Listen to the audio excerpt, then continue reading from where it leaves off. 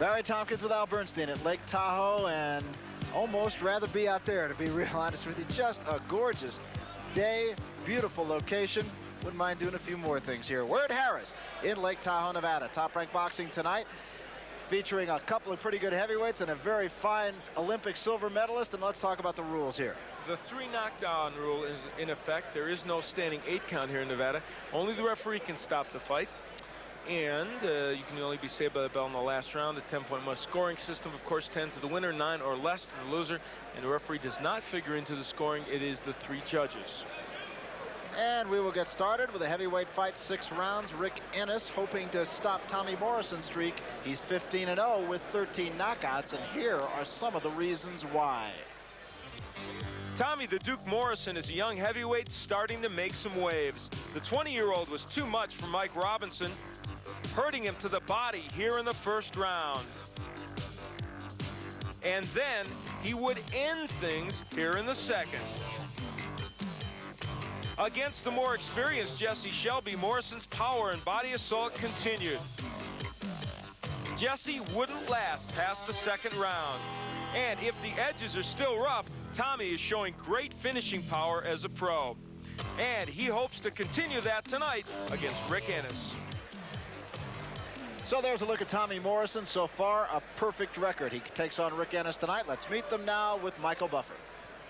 Ladies and gentlemen, good evening and welcome to Harrah's Lake Tahoe Casino Hotel here in State Line, Nevada, where tonight, Top Rank Incorporated and the undisputed, undefeated King of Beers, Budweiser, presents professional boxing for your entertainment.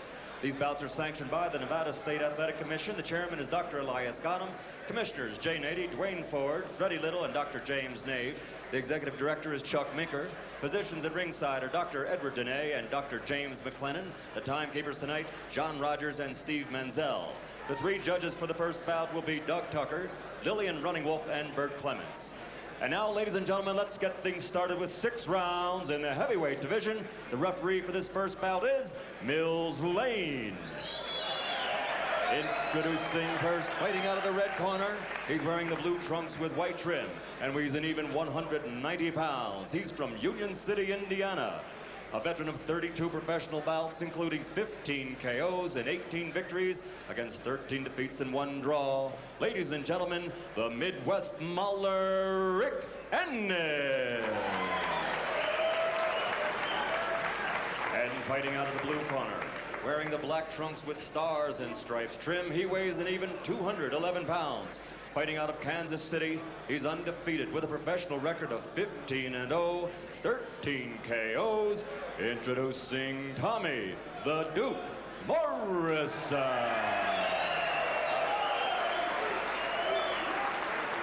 I'm up here, all right, we've already had your truck in the dressing room. Now look, if he goes right here, I'm not going to call low, all right? Any questions over here? Over here, let's get it on, come on. Mills Lane with a little speech. There's Tommy Morrison coming off a 2-round knockout. He has been on a roll, of course, we mentioned. Bill Caton now managing him. Rick Enis, former footballer, a running back at the University of Indiana, actually had a cup of coffee, if you will, with the Denver Broncos, the National Football League. Now a fighter in his 33rd professional fight, and now he figures that experience really is his edge here. Rick Enis has got a good right hand, which I think would be a good hook. He's hurt already by the hook. Left hook, and down goes Enis. That was a thing of beauty. 5, 6, 7, 8. How we doing, all right? Well, I didn't even have a chance to say it when we spoke with Rick Enis this morning. He said, I got to stay away from that left hook. And he immediately got hit with it. He's still in trouble.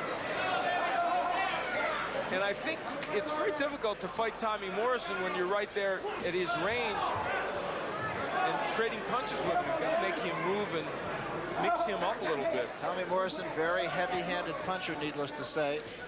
13 knockouts in 15 fights will attest to that, but he's another one of those guys whose punches even sound different. And he and Ray Mercer, who we're going to see later on, have fought as amateurs, and Mercer won a decision over Tommy the Duke Morrison. Maybe somewhere along the line as pros, they'll get together. You can't stand in and let Morrison wing those left hooks. Another good body shot a moment ago by Morrison. He's a devastating body puncher as well. What he feels he has to learn, he says, is he has to learn a little bit more about defense. He wants to get quicker, he wants to get stronger, but he feels those are all things that can be taught. None of those things are necessarily inbred.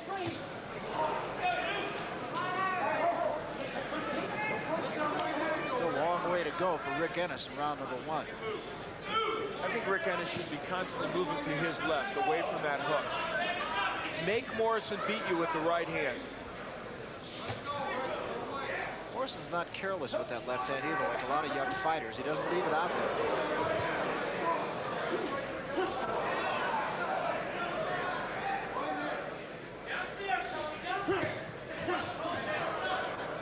Remember Michael Spinks when he fought Jerry Cooney? He kept his right hand so high, literally ducked off to the left and begged Cooney to try and hit him with the right hand and said, "You are not going to beat me with that left hook."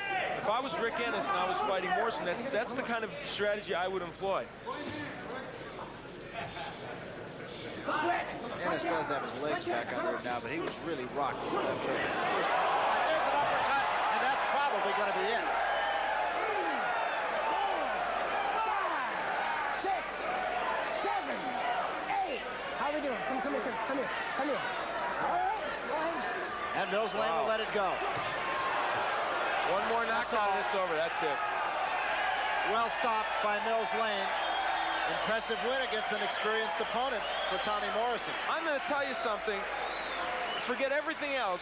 One thing about this bout, the left hook of Tommy Morrison is getting shorter and more compact every time he boxes. And that's, to me, is more important than anything else. Whether he gets knockouts or doesn't, he's facing journeyman heavyweights. The bottom line is, those are not wide looping left hooks, Barry. Those are short, compact punches that should hurt almost any heavyweight if he lands. He has some good people with him. Of course, he mentioned Bill Caton now, and you know the story on Bill Caton. Brought Mike Tyson along as a youngster, and he also has John Brown. A lot of experience in his corner. You're going to hear a lot from this guy, no question about it. I'll tell you, I was sitting at home watching on television the last time Tommy Morrison fought on ESPN, and I looked at him and I thought, young man with power. He looked better tonight. Yes, Better really than he did the last time, don't you think? In fact, I've seen him improve with every outing. Yes. We saw him back at Bally's in Atlantic City. That was 2 fights ago. He was impressive there, but really wasn't fighting an opponent who was nearly as experienced as the one he had tonight. He looked better in his next fight, and tonight he topped it off. And there we see him now. There's the left hook on the top of the head. Now, that wasn't a perfect left hook, and yet it still gave Rick Enis all kinds of trouble. And then the last knockdown before they stopped it. Nice uppercut on the inside by Morrison. There. And so, not just a left-handed puncher, and clubbed him with a good right hand. I'd say it was a nice uppercut. In fact, that's reminiscent of Mike Tyson at an early stage in his career with an uppercut to knock Jose Ribalta out. Let's get the official word now from Michael Buffer. Ladies and gentlemen, referee Mills Lane stops the bout at 2 minutes 45 seconds of the very first round. That's the 8th time this young man has had a KO in the first round. The winner by TKO, Tommy the Duke Morrison. 2:45 of the first round, didn't take long. Most impressive win for a most impressive young heavyweight, Tommy Morrison. So Morrison has come up with an outstanding first round win over a fighter, good or bad, that had 32 fights. Right now, Al is with Team Tommy. Al, you got it. Well, Tommy Morrison may have watched ESPN when he was a kid, but Tommy, tonight you're on ESPN, and you fought extremely well tonight, showing us, I think, maybe the best left hook you've shown as a pro. Well, I feel it's something we work on a lot. You're staying busy on the inside, and I think that's what kind of brought things around tonight. The guy he's been in and out of the ring a lot, he's had a lot of experience and that sort of thing. So I had to stay busy on the inside, and I think that's what did it for us. All right, let's take a look, if we can, now at some of the action and the spot at which you first hurt him, I believe. There's the left hook. This is where you knock him down in that round. It was kind of right on the high on the temple. I noticed he was carrying his right hand a little low, and the left hook is one of my better punches. So it was just kind of a matter of time, working it in, getting it in on the right spot. And you showed us you have more in your arsenal as well. We're going to see here not only the hook, but this excellent uppercut. Is that a punch you're working on? That's something we work on the uppercut, which is relates to the inside. What we stress a lot in the gym, working on the inside and that sort of thing. So everything kind of came together for us, and we're real fortunate things went our way tonight. Well, that was an excellent performance. As you go on as a professional, the guy who fought tonight was not a big heavyweight. He was a smaller man. What do you expect the biggest obstacle to be for you to overcome? Well, this fight tonight, I expect the guy to move a little more than he did. I was surprised that, you know, he weighed in at a little over 190, I think, and I was surprised that he stood stationary with me. I expect him to move a little bit more. When I get in with the bigger guys, I might be the one that has to be, you know, not remain a stationary target. So there's a lot of things we need to improve on, but this is step one. Right. Familiar figure over here to my right, Bill Caton, who has, of course, managed Mike Tyson and been involved in boxing for years. Bill, when you look at this young man, what's your realistic goal in terms of a timetable for him? About 2 years before he can challenge for the title. He'll be moved along very slowly. He's doing 6-round fights. His first 8-round fight will be in December. As an undercard of the Duran-Leonard fight. He's going to be fighting in Jacksonville on the 19th, isn't he? Yes, in 2 weeks. He'll be fighting in Jacksonville, also on the same card with Ray Mercer. All right, so you think a 2-year timetable is realistic? That's what we're figuring on, All yes. right. Congratulations to you on a big win, Tommy. Excellent. So Tommy Morrison wins one with, what else? The left hook, but some other good punches thrown in as well. Coming up, you're going to get to see the silver medalist, Michael Carbajal.